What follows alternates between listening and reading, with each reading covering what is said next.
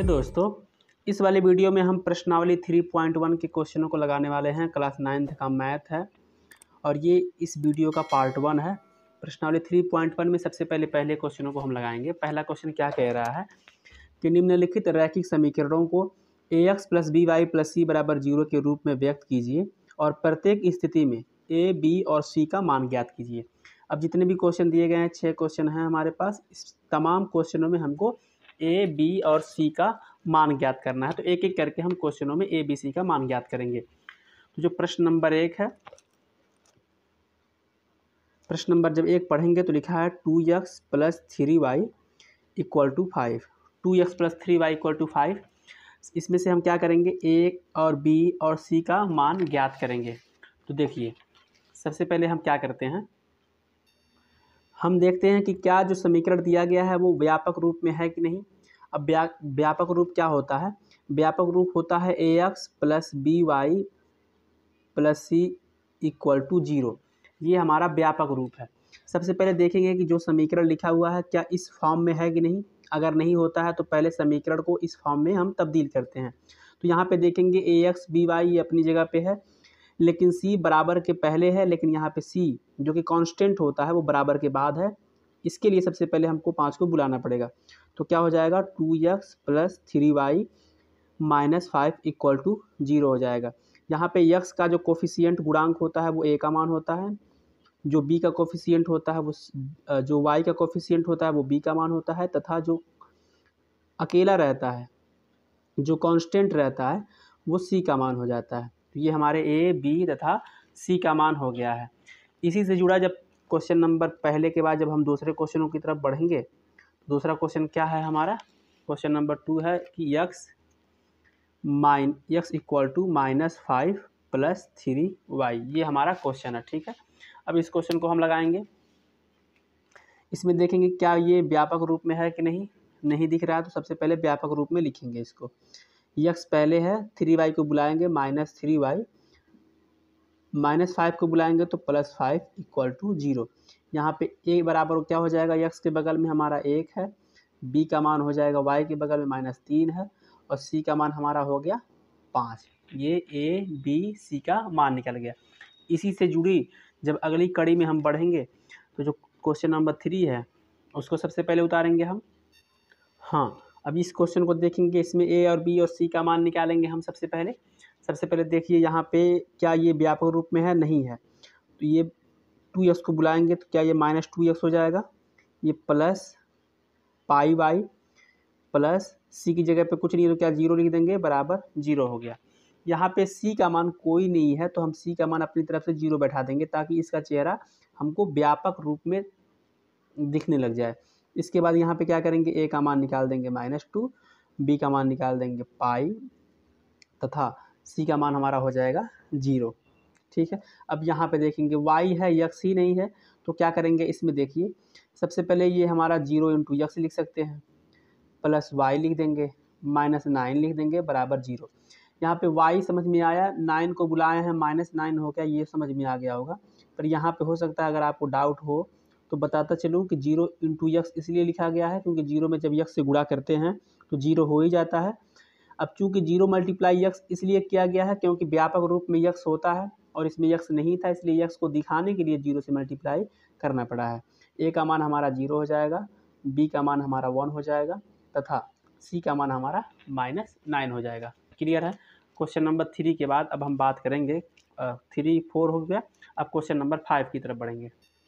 अब ये रहा हमारा क्वेश्चन नंबर अगला, x/3 - y/4 = 2 दिया गया है। अब इसमें देखिए a का मान कितना होगा, x के बगल में आपको केवल 1 दिख रहा होगा, लेकिन जब ध्यान से देखेंगे तो a का मान हमारा 1/3 हो जाएगा। x के बगल में 1/3 है और यहाँ पे जब b का मान निकालेंगे तो -1/4 हो जाएगा, क्योंकि y के बगल में 1 है और नीचे हमारा 4 है। तथा c का मान जब 2 को उधर बुलाएंगे तो -2 हो जाएगा। क्लियर है। अब यहाँ पे देखिए, सबसे पहले इसको हम व्यापक रूप में बदलेंगे।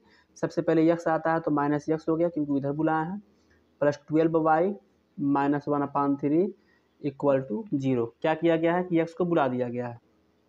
a का मान -1, b का मान 12, c का मान -1/3। अब इसके बाद हम क्वेश्चन नंबर 2 की तरफ बढ़ेंगे। क्वेश्चन नंबर जब 2 पढ़ेंगे हम तो क्या बोला है देखिए, बोला है कि यदि हम दिल्ली बस स्टैंड से आगरा के लिए 2 टिकट खरीदते हैं तथा मथुरा के लिए 3 टिकट खरीदते हैं तब उनका कुल कीमत 440 रुपया हो जाता है। इस स्थिति में रैखिक समीकरण को बनाना है। यानी कि जो कुछ भी क्वेश्चन कहा गया है उसको देख करके पढ़ करके हमको इसके आधार पर एक नया रैखिक समीकरण को बनाना है। तो देखिए सबसे पहले क्या करेंगे हम, सबसे पहले हम मान लेंगे कि हम आगरा के लिए कितना टिकट खरीद रहे हैं, 1 टिकट खरीद रहे हैं।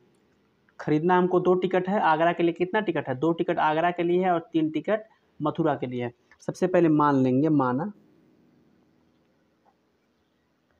आगरा के टिकट का मूल्य x रुपया है। सबसे पहले क्या मान लेंगे कि आगरा के टिकट का मूल्य कितना रुपया है, x रुपया है। आगरा के बाद कहाँ जाना है, मथुरा जाना है तथा मथुरा के टिकट का मूल्य कितना रुपया मान लेंगे, y रुपया मान लेंगे।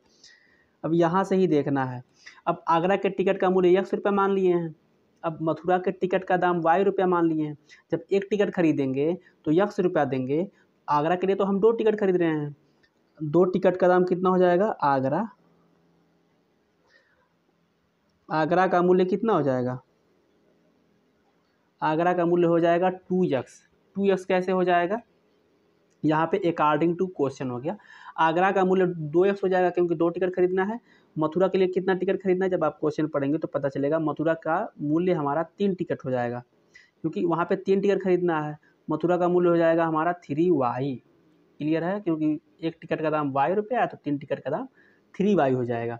अब जब आप क्वेश्चन पढ़ेंगे तो बोला है कि उसको दुकानदार को 440 रुपये दिए गए हैं, यानी कि आगरा का टिकट का दाम और मथुरा के टिकट का दाम दोनों मिलाकर के किसके बराबर है, 440 रुपये के बराबर है। और ये रहा हमारा रैखिक समीकरण, और यही बोला था लिखने के लिए। हमें उम्मीद है कि आपको ये समझ में आया होगा। प्रश्न नंबर 2 के बाद अब हम बात करेंगे प्रश्न नंबर 3 की तरफ। प्रश्न नंबर 3 पढ़ेंगे। प्रश्न नंबर 3 क्या है कि पुस्तक का मूल्य पेन के मूल्य के 2 गुने से 20 रुपया अधिक है। ठीक है, तब उपरोक्त कथन का रैखिक समीकरण ज्ञात कीजिए। पुस्तक का मूल्य जितना है वो पेन के मूल्य के 2 गुने से 20 रुपया अधिक है। ठीक है, तो सबसे पहले इसका रैखिक समीकरण लिख लेते हैं। सबसे पहले मान लेंगे कि पुस्तक का दाम x रुपया है और पेन का दाम y रुपया।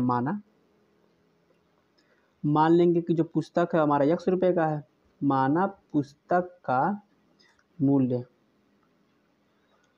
x रुपया है। ठीक है, और पेन भी खरीदा जा रहा है तो पेन का मूल्य कितना मान लेंगे, y रुपया। पुस्तक का मूल्य हम मान लिए x रुपया तथा पेन का मूल्य मान लिए y रुपया। फिर बोला है कि पुस्तक का मूल्य यानी कि प्रश्नानुसार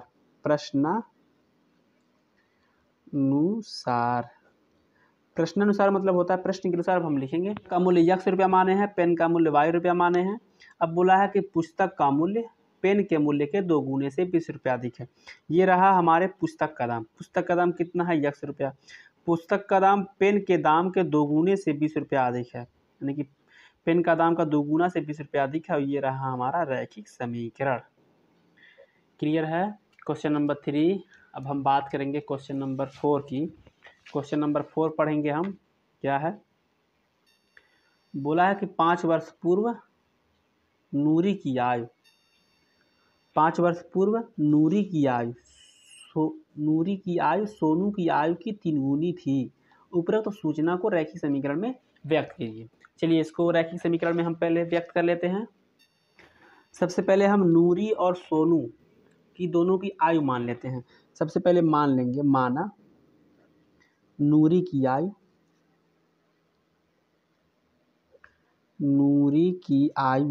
x वर्ष है। मान लेंगे कि नूरी कितनी साल की है, x वर्ष की है। उसके बाद किसका नाम है, सोनू की आयु कितनी मान लेंगे, y की आयु हो गया हमारा y वर्ष।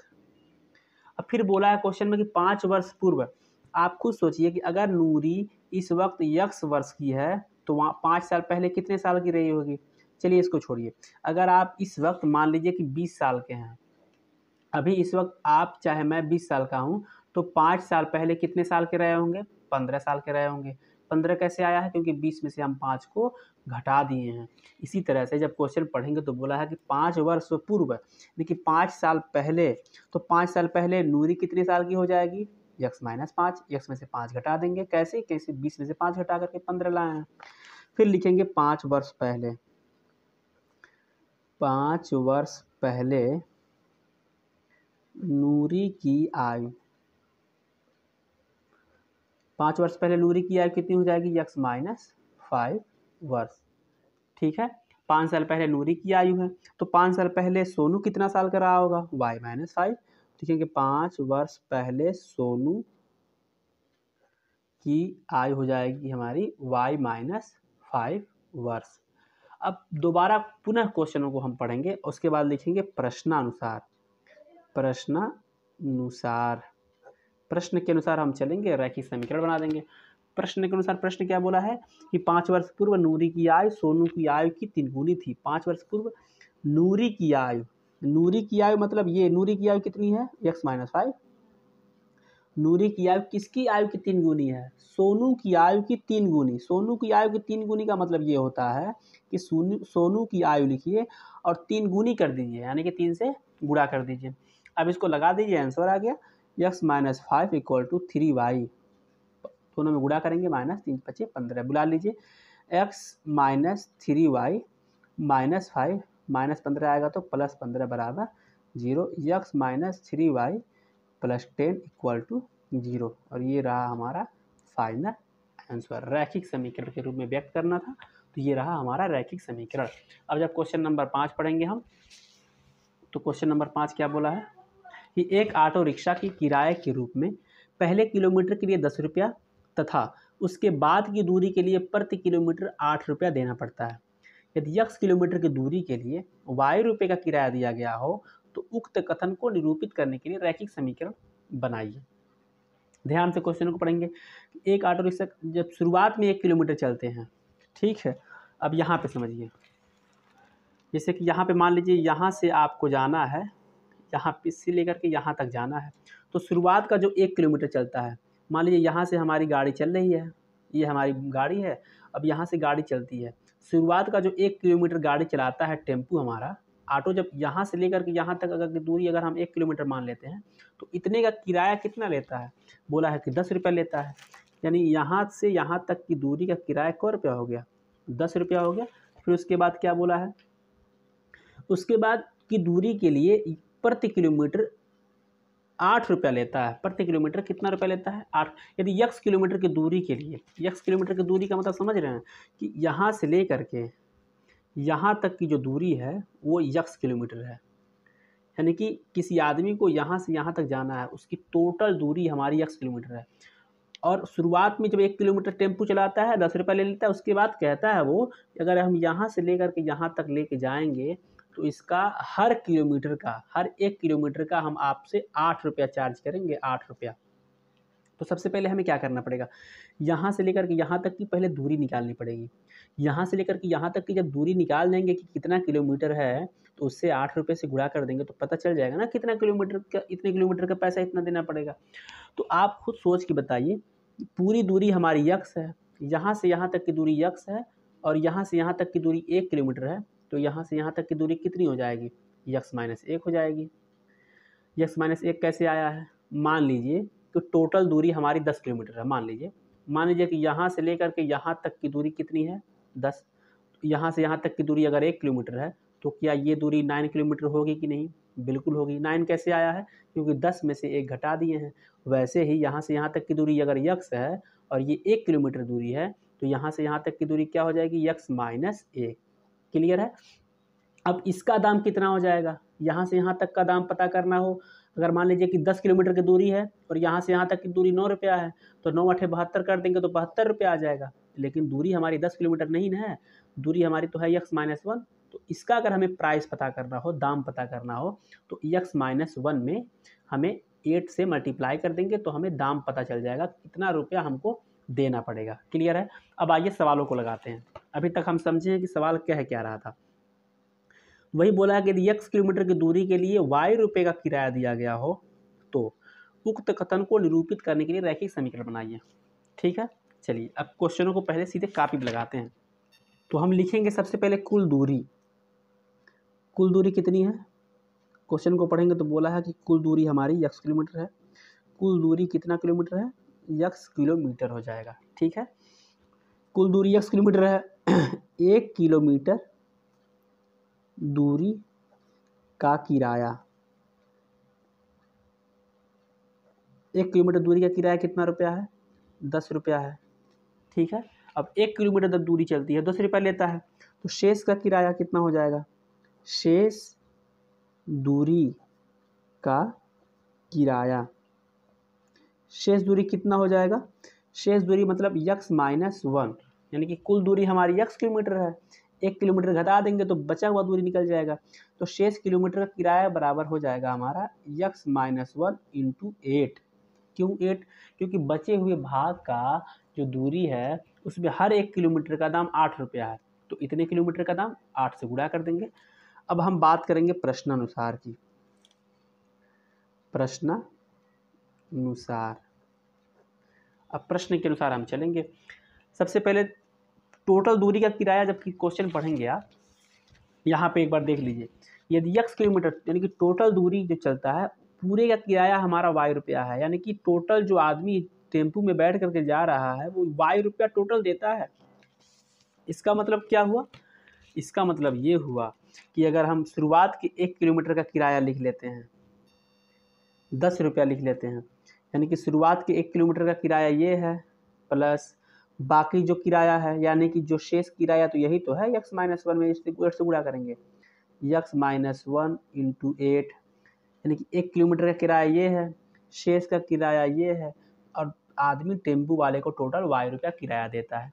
क्लियर है? अब हमारा बन गया रैखिक समीकरण। कुछ नहीं करना है, बस इसको तोड़ दीजिए, कोष्ठकों को तोड़िए। 8x minus 8 equal to y, 10 में से 8 घटाएंगे तो आएगा 2 बराबर y को बुलाएंगे तो 8x minus y minus 2 equal to 0, और ये रहा हमारा रैखिक समीकरण। ठीक है, क्वेश्चन नंबर ये था हमारा 5। अब क्वेश्चन नंबर 5 के बाद बढ़ेंगे क्वेश्चन नंबर 6 की तरफ बढ़ेंगे।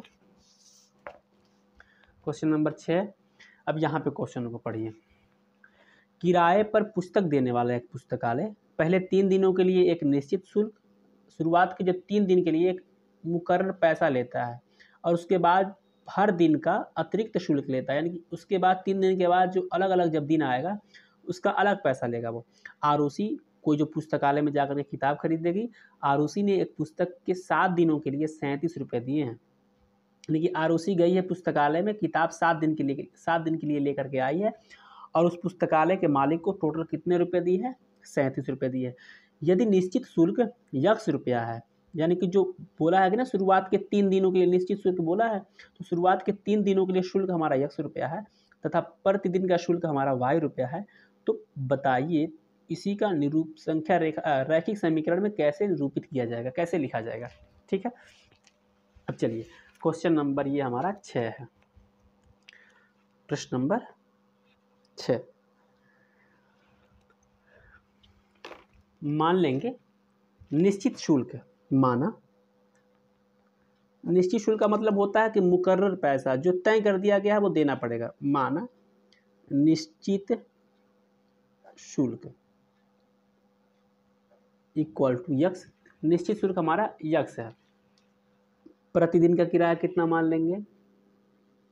y मान लेंगे। प्रतिदिन, निश्चित शुल्क के बाद प्रतिदिन हर दिन का किराया देना पड़ेगा, प्रतिदिन का शुल्क हमारा हो गया y हो गया। अब कुछ नहीं करना है, अब लिखेंगे सीधे प्रश्नानुसार।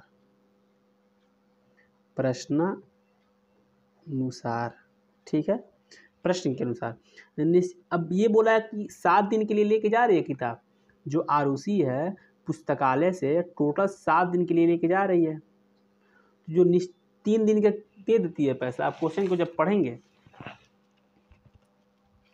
तो क्या बोला है कि पहले 3 दिनों के लिए एक निश्चित शुल्क है, यानी कि निश्चित शुल्क 3 दिन के लिए है, यानी कि 3 दिन निश्चित शुल्क है और 7 दिन के लिए लेके जाती है। इसका मतलब क्या हुआ, जो 3 दिन का किराया है ₹100 हो गया, ठीक है। निश्चित शुल्क ₹100 कितने दिन के लिए है, 3 दिन के लिए है, और कितने दिन के लिए लेके जा रही है, 7 दिन के लिए। अब 7 दिन के लिए लेके जा रही है और 3 दिन का निश्चित शुल्क दे दी है, तो 4 दिन का और देना पड़ेगा ना उसको, क्योंकि 3 दिन का जो निश्चित शुल्क है वो ₹100 दे दी है। अब 3 दिन का उसको देना पड़ेगा। अब 3 दिन का वो 7 में से 3 घटाएंगे, 4 दिन का देना पड़ेगा कम से कम उसको, और हर एक दिन का शुल्क ₹y है, तो 4 दिन का शुल्क कितना हो जाएगा, 4y हो जाएगा। क्लियर है। 3 दिन का शुल्क हमारा ₹100 है, क्यों, क्योंकि 3 दिन हमारा निश्चित है और 3 दिन के बाद हर दिन का ₹y देना है, तो एक हफ्ते में होते हैं 7 दिन, तो 4 दिन शेष बचा है, तो एक दिन का दाम ₹y, तो 4 दिन का दाम 4y हो गया। और वो पुस्तकालय को टोटल कितना रुपया देती है, ₹37, यानी कि 3 दिन और 4 दिन बराबर मिल करके ₹37 देती है, और ये रहा हमारा रैखिक समीकरण। ठीक है। क्वेश्चन नंबर 6 के बाद अब हम बात करेंगे क्वेश्चन नंबर 7 की। क्वेश्चन नंबर 7 क्या है, क्वेश्चन नंबर 7 कह रहा है कि किसी संख्या के दुगुने में से 7 घटाने पर 69 प्राप्त होता है। किसी संख्या, पहले क्वेश्चन को उतार लेते हैं।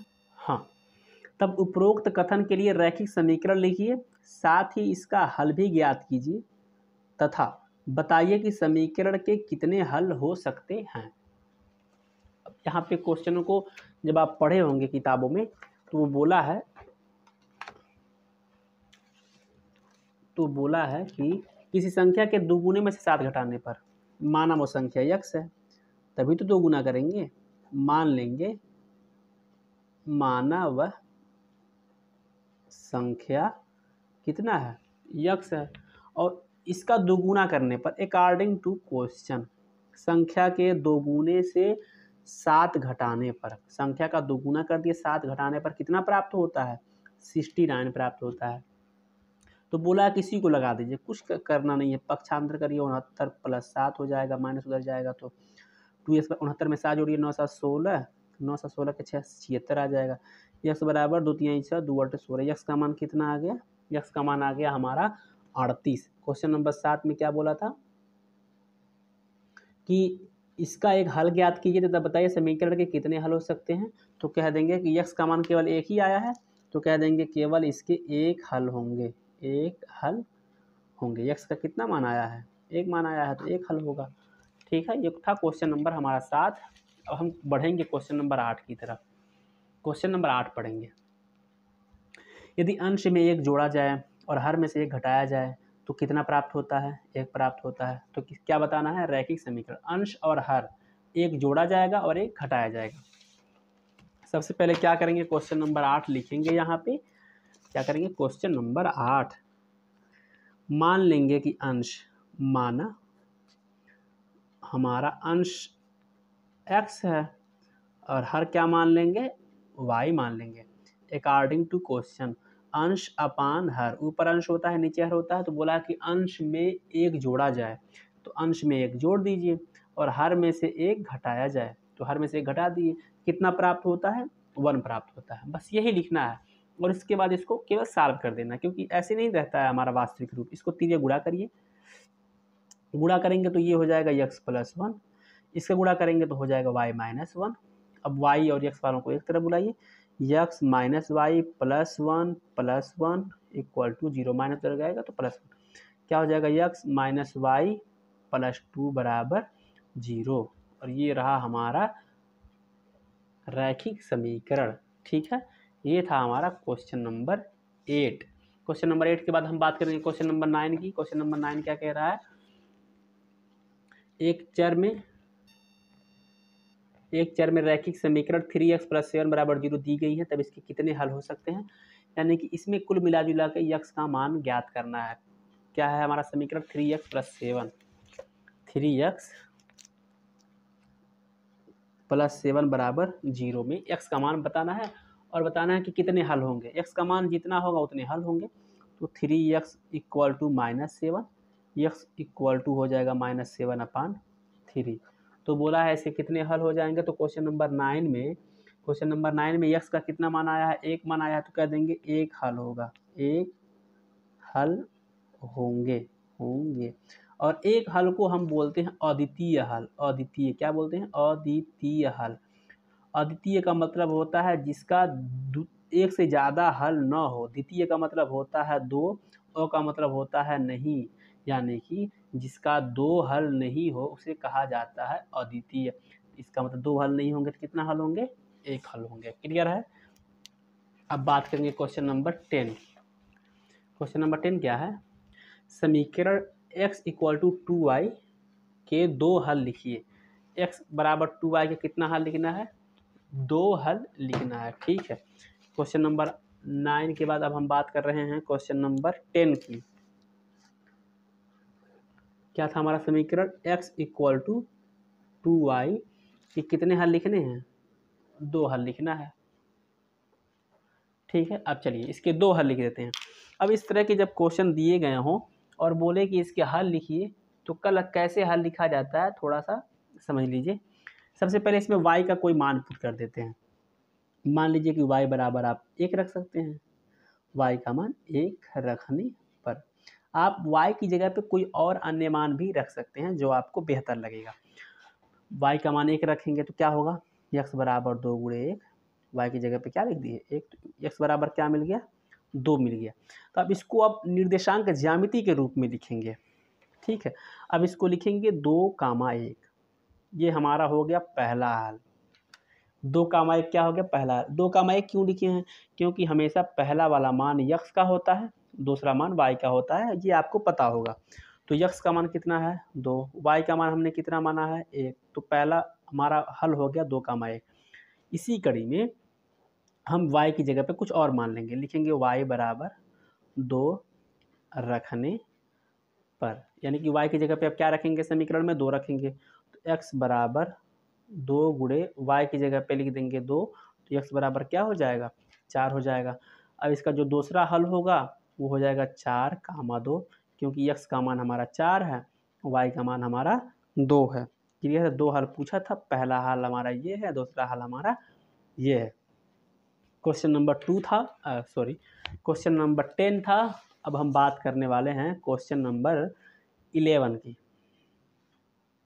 क्वेश्चन नंबर 11 पढ़ेंगे। समीकरण 2x + y बराबर 7 के अब कितने हल लिखने हैं? अब हमको 4 हल लिखना पड़ेगा। 2x + y = 7। चलिए अब इसके 4 हल लिखते हैं। सबसे पहले आप y का कोई मान लीजिए।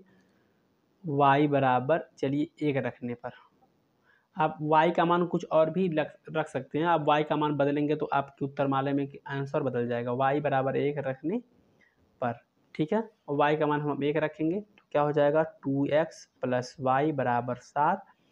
2x बराबर 1 जाएगा तो 6 हो जाएगा, घट जाएगा तो x बराबर आ गया 3। यानी कि पहला जो हमारा हल है वो हो जाएगा 3, 1। x का मान 3, y का मान 1। ठीक है। अब हम y बराबर 2 रखेंगे। y बराबर 2 रखने पर क्या हो जाएगा? 2x + 2 बराबर 7। अब y की जगह पे 2 घटा दीजिए, 7 में 2 जाएगा तो हो जाएगा 5। x बराबर 5/2, यानी कि हल क्या हो जाएगा? कोष्टक में 5/2, 2 हो जाएगा। ठीक है। अब हम 4 हल चाहिए, 1 हल हो गया, 2 हल हो गया। अब हम y बराबर -1 लेंगे। -1 रखने पर y का मान -1 रखेंगे। अब यहाँ पे y को हटाएंगे, उसकी जगह पे क्या लिखेंगे? -1। 2x - 1 बराबर 7। 2x बराबर 1 जाएगा तो 8 हो जाएगा। x बराबर क्या आ जाएगा? 4। हल हो जाएंगे हमारे 4, -1। क्लियर है? y बराबर -2 रखने पर, अब y की जगह पे क्या रखेंगे? -2। ठीक है। तो क्या हो जाएगा? 2x - 2 बराबर 7।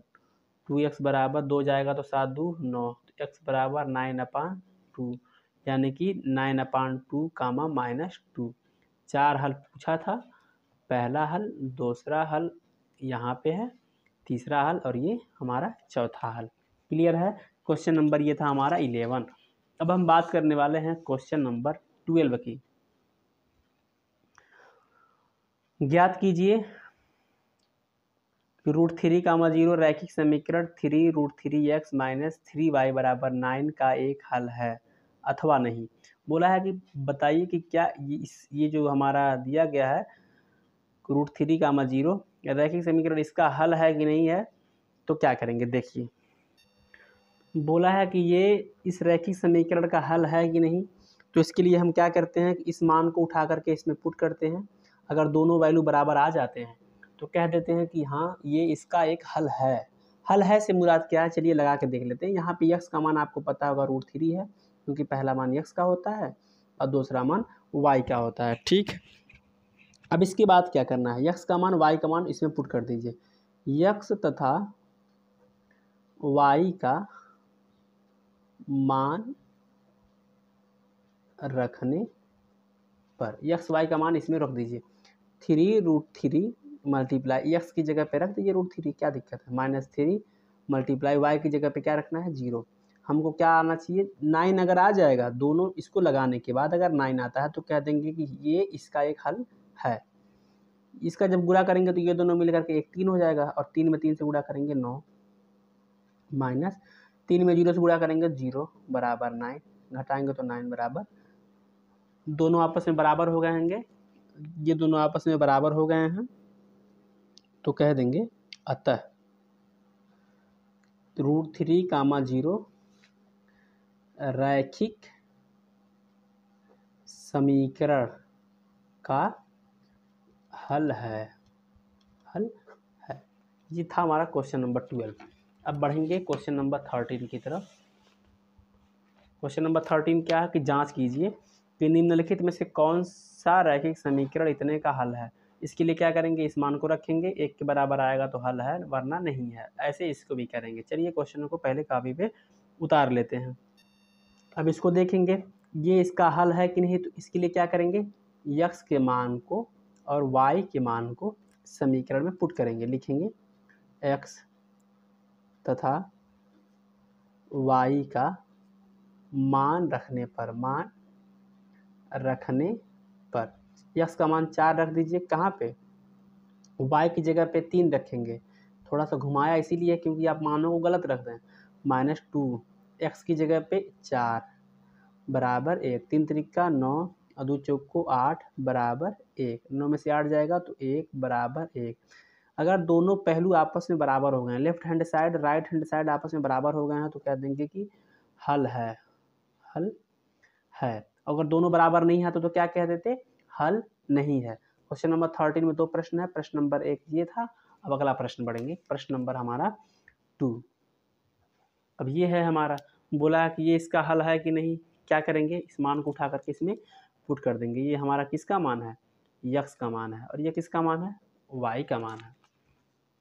यक्स के मान को यक्स की जगह पे, वाई के मान को वाई की जगह पे 3, वाई का मान कितना है 3√2 -2, एक्स का मान कितना है 2√2 इक्वल टू 1 आना चाहिए। 3 त्रिका 9√2 -2 दूनी 4√2 इक्वल टू 1, 9 में 4 जाएगा 5√2 बराबर 1। क्या ये दोनों बराबर आए हैं, नहीं, तो कह देंगे कि हल नहीं है,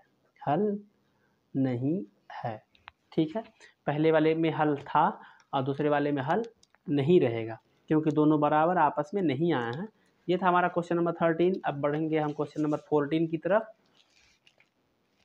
बोला है कि यदि 5, के रैखिक समीकरण इतने का हल है, अच्छा पहले बोल दिया है कि ये इसका हल है, तो के का मान ज्ञात करना है, और जब ये इसका हल है तो बराबर 0 लेके चलेंगे, क्योंकि पहले ही क्वेश्चन में बोल दिया है। तो चलिए पहले क्वेश्चन को उतारें।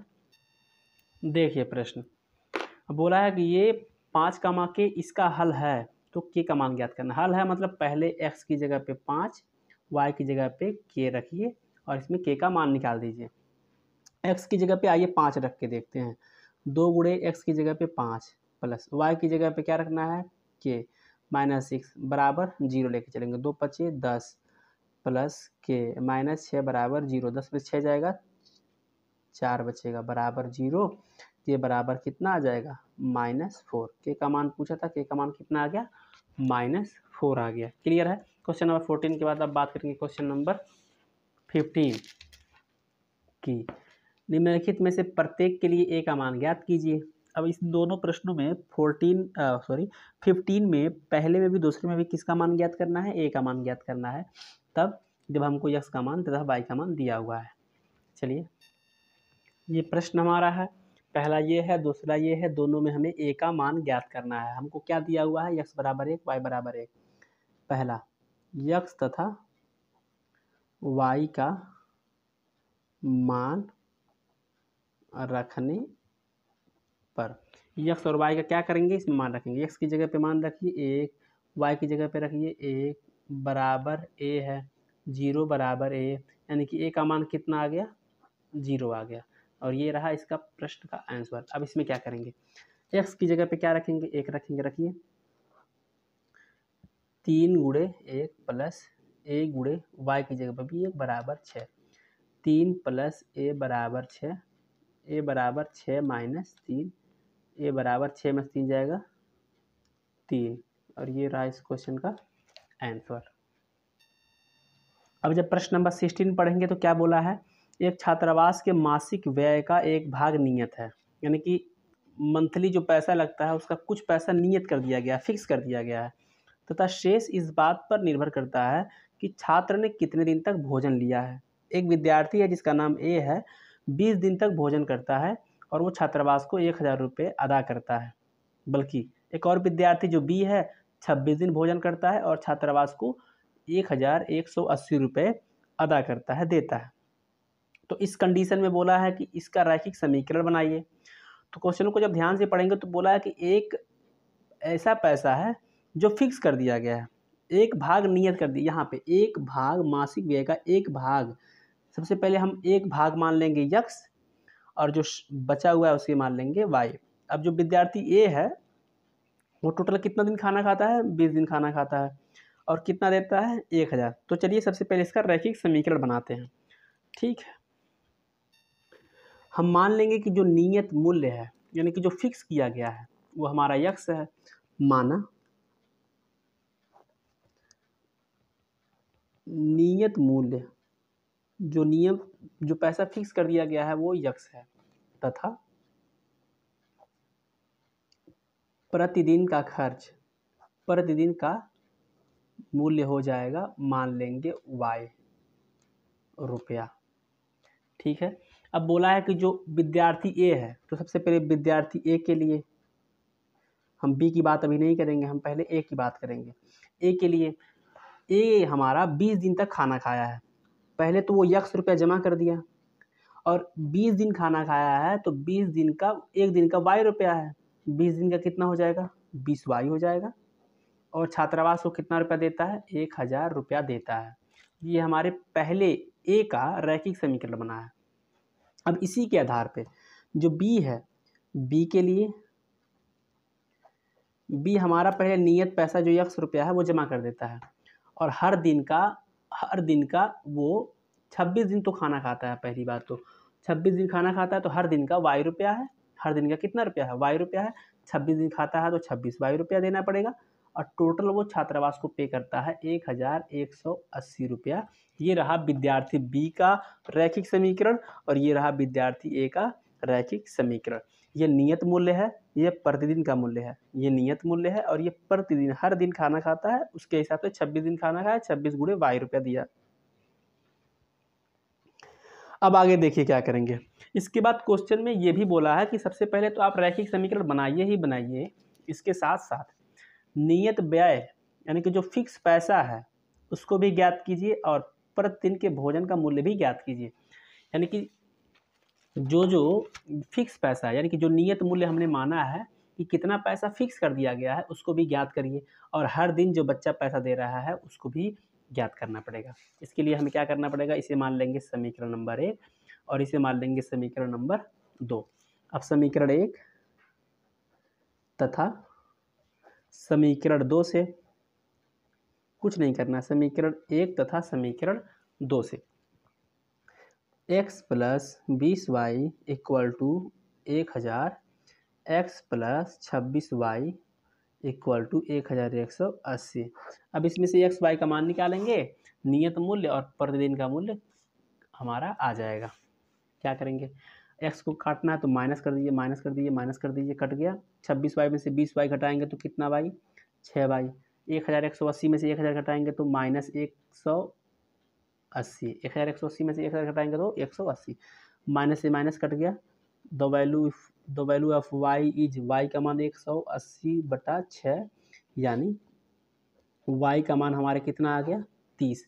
ये y हमारा क्या है, y हमारा है प्रतिदिन का मूल्य।